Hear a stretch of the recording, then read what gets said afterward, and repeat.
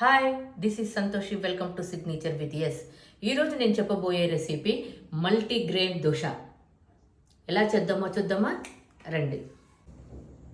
Multigrain దోశకి కావలసిన పదార్థాలు: 1 tin జొన్నలు,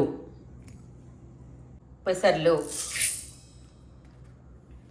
1/2 కప్పు రైస్, 1/2 కప్పు శనగపప్పు, 1/2 కప్పు కందిపప్పు, 1/2 కప్పు మినప్పప్పు, 1 స్పూన్ మెంతులు. ఇప్పుడు ఇవన్నీ కలిపి రాత్రంతా నానబెట్టాలి.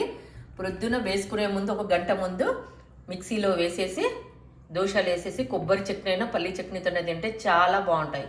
రాత్రి నానబెట్టినటువంటి ఈ మొత్తం పప్పులను ఇప్పుడు మిక్సీ చేశానండి. ఈ విధంగా మిక్సీ చేసుకొని ఉప్పు కలుపుకొని మనం ఇప్పుడు దోశ వేయాలి. మీద తావ పెట్టుకొని తావని ఇలా ఫుల్ వేడవ్వనివ్వాలండి.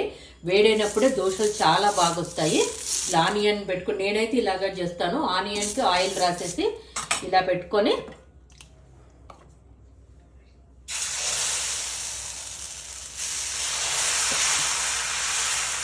ఇలా వేయడమే. సేమ్ మామూలు దోశ లాగానే వీటిని కూడా వేస్తే చాలా బాగా వస్తాయి.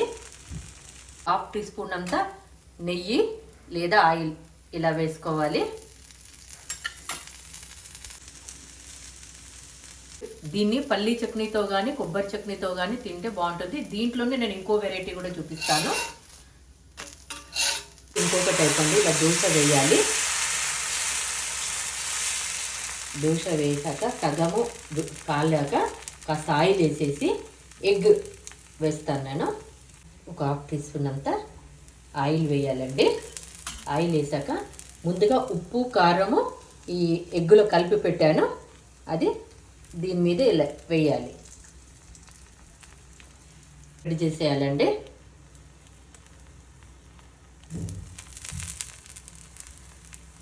ఇది చాలా బాగుంటుంది, హెల్తీగా ఉంటుంది. ఆల్రెడీ మనం ప్రోటీన్స్తో అన్నీ మనం మిక్సీ చేసి దోశ వేసాము. అందులో ఇది ఎగ్ కలిపాము కాబట్టి పిల్లలకైనా పెద్దవాళ్ళకైనా చాలా ప్రోటీన్తో కూడినటువంటి బ్రేక్ఫాస్ట్ అవుతుంది.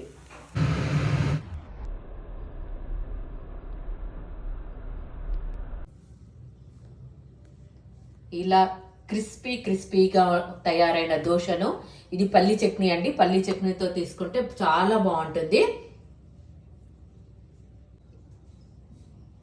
ఇది ఆమ్లెట్ దోశ అండి. ఇది కూడా చట్నీతో తీసుకోవచ్చు, బాగుంటుంది.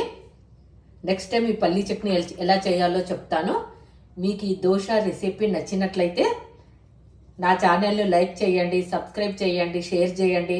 మీ కామెంట్స్ కూడా నాకు పెట్టండి.